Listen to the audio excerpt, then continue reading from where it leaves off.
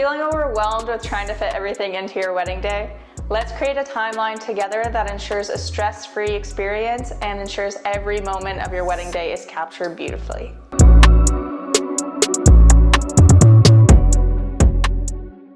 As a wedding and elopement photographer for over 4 years, I've had the honors of making a ton of different timelines for all of my weddings and elopement couples, and they have went so seamlessly ever since I started integrating this into my wedding packages and helping my couples create their timelines. So we're gonna jump into creating a timeline. First, we're gonna create a list of all of the things that are non-negotiable times. These can include things like golden hour. That is non-negotiable. The sun does not wait for anybody. The ceremony time, it's already on the invites or sent out. We're gonna add that in there. These can be any kind of non-negotiables that need to be at a certain time. Now you're gonna ask a ton of questions to get to know how you want the day to feel. Are you doing any first looks, and how many are you doing? Are you doing some with your parents, the girls, the guys, anything like that? Continue adding on. How many guests are coming? How many are in the wedding party? Are you getting ready at different locations? Do you have to drive certain places? Is there any special events that are going on? Did you put a time limit on the speeches? Are you doing parent dances together or just all at once? Are you doing any sort of exit, any sparkler exits? How long is your family shot list? Do you have a big family? Do you have a small family? Every wedding timeline will vary, but we're always going to add in those little buffer times so that we can ensure if we run over time that we do have that extra time and we're not trying to jam pack everything all in one time. 20 to 30 minutes is how much I leave if it's just a basic ceremony with no biblical readings that are very long and you've spoke to your officiant and asked about how long it should be. Family photos, I like to add these right after the ceremony because everyone is all in one spot and ready to go, so the officiant can say to the guests that they need to stick around for family photos, and you can also give them a text, a little heads up that they are going to be scheduled to be in family photos right after the ceremony. So I like to allocate at least 30 minutes. This depends on the family size, so if it is a larger one, you may want 45 minutes. If it's small and quick and they just want maybe like 10 shots or under, this can be done in anywhere 15 to 20 minutes. Make sure that you are including travel time. So if you are getting ready at one location, make sure that you are allocating that time in between traveling from location A to location B and leaving at least 5 or 10 extra minutes for traffic, any hiccups, getting in the car and getting out of the car. For your golden hour portraits, if you had no other prior portraits scheduled in the day, make sure that you at least leave 15 to 20 minutes so that you can enjoy some time by yourselves and you can have a lot of beautiful portraits. But golden hour, if you don't want to miss out on spending time with your guests, you can also just allocate at least 10 minutes for this and schedule some portraits through the day, but you will be getting photos all day, so don't stress this part too much, but these are the beautiful photos that have the nice golden light that every bride and groom wants. So that you are adding buffer room for everything. So if you think it's going to take 20 minutes, add 25 minutes. If you think it's going to take an hour, add an extra 15 minutes. Downtime, drinking water, you're probably gonna have to pee, and it's really hard to do that in a wedding dress, I will tell you. And traveling and just doing everything on a wedding day will take a little longer than it usually would on a normal day. Schedule any cleanup time, so in the getting ready stages, or allocate somebody to do these things. The number of people in your bridal party is going to determine when you should be allocating your time for getting ready. Hair and makeup artists usually take anywhere from 45 minutes to an hour for each person. Now that we've talked about a few key points, we're gonna create a timeline together, and I'm gonna tell you a bit about how the wedding is gonna look so that you have all the answers and we're going to base it off these answers. I will also leave a few different example timelines in the description for you so you can see how each and every different wedding varies from timeline to timeline. Okay, so this wedding is gonna have a 3 o'clock ceremony. This is going to be in July in Canada, Ontario, and they are going to do a first look before the ceremony. They have 4 on each side of their wedding party. They have about 100 guests, and it's going to be in a tent. The bridal party will be getting ready on site, and the groomsmen will be getting ready 15 minutes away. There is a time limit on speeches. Everybody has at least 5 minutes We will be doing separate first dances with each parent. They will have a buffet style, have a medium family, so they each have some family that they want on their family shot list. They are having a basic ceremony with no extra biblical readings. Okay, let's dive into it. Okay, we're gonna make this super simple. So we have a 3 o'clock ceremony, 3 o'clock. We're gonna write that down and work from that.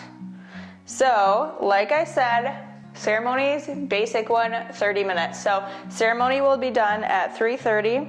And at 3:30, we're gonna give it 5 to 10 minutes for everyone to say their hellos and give hugs right after the ceremony. So at 3:40, we're gonna start family photos. They want their immediate family and then one big group shot of each side. So at 4:15, we are going to be done family photos. After the family photos, they are going to enjoy a cocktail hour.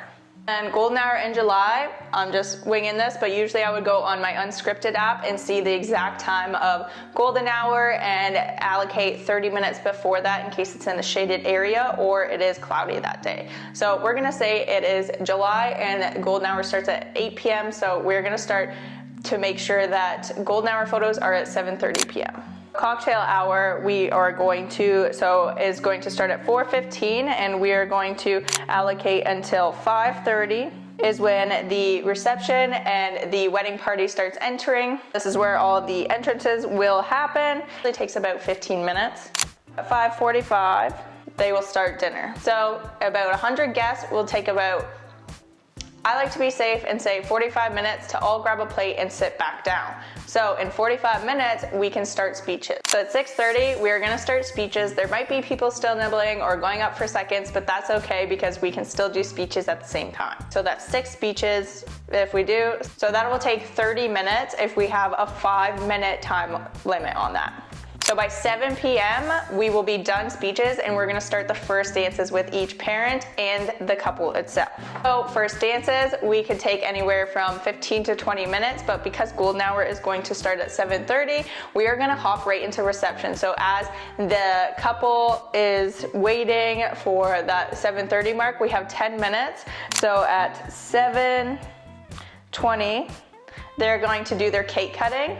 And then while they are doing their golden hour photos, people can enjoy the cake and the desserts. And then when they come back, they can come into the party and start reception party. So 7:30, we're gonna leave 20 minutes for golden hour photos just so they can step away. If we wanna end it earlier, we totally can, but we always want more time, not less. So at 7:50, it will be done golden hour and back to reception. Now, like we said, golden hour starts at 8, so it won't get dark enough until probably 9:30 to do the sparkle exit. So we're gonna say 9 o'clock for sparklers. Now that we have the evening done, we have to go from the ceremony up and figure out what the morning is gonna look like. Like I said, they're gonna do a first look and they're actually gonna do their wedding party photos before the ceremony so they can enjoy the time that they have with their guests after the ceremony instead of allocating the entire evening to photos. Like I said, the girls are getting ready on site so they don't have to move. The groomsmen are getting ready 15 minutes away. So typically guests try and arrive anywhere from an hour to a half an hour beforehand, but in this case we're gonna say half an hour before the ceremony. The bride has to be in hiding and the groomsmen are going to be greeting the guests as they come in. And so by 2:30 we need to have all of the bridal party shots done and the groomsmen shots. So before that we're gonna do wedding party photos. So we are going to allocate 45 minutes for wedding party photos. So this can include all of the wedding party photos, the girl side and the groomsmen side, and also getting different mix and matching ones. So at 1:45, we are going to start wedding party photos. And we do have a bit of extra time before the ceremony if it is running a bit later. Wedding couple is going to do a first look and private vows. So we're gonna allocate a half an hour just for that so they can have a moment together before they head into their wedding party photos. And before the first look, the bride chose to do a first look with her bridal party as well. So and her dad, so we're gonna add both of those in before the first look with the wedding couple. And each of those will take about 15 minutes. So at 1 o'clock, we're gonna do the first look with dad. At 12:45, we're gonna do the first look with the girl. At 12:30, all of the girls are going to be getting ready and in their dresses. Now, the girls all have very cute robes, so we're going to add in those as well. So we're gonna allocate allocate 15 minutes for that and a little champagne pop. So we are going to do this at 12:15. Now, the guys are getting ready at a different location, so we are going to allocate 20 minutes, because they are 15 minutes away from the girls, to get over there. And we will do a few getting ready shots of the guys, and this usually takes 30 minutes. So we're gonna leave a little extra buffer room though, and say that we're gonna be there at 11:15 so that we can help with any of the boutonnieres, any cleanup. This is a very generic wedding timeline. I usually go in a little bit more depth with this, but these are like the main events that would happen in a wedding day and how I would create the timeline.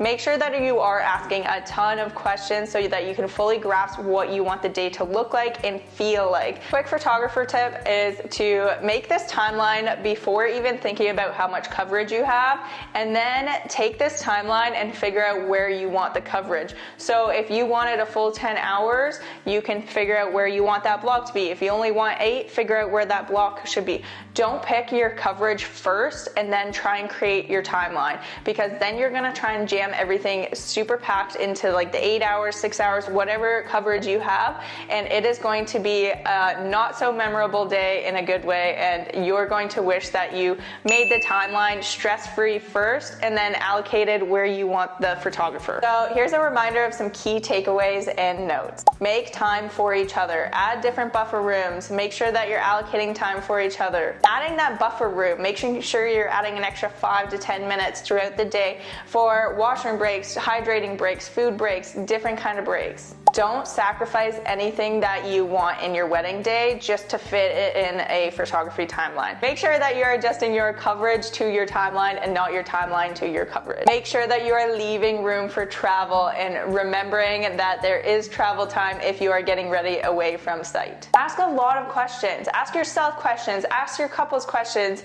Ask everyone questions so that you can have a full understanding of what you want the day to look like and have a full vision before you even start creating a timeline. I hope this wedding tip helps you and you have a memorable wedding day, and I wish you all the best.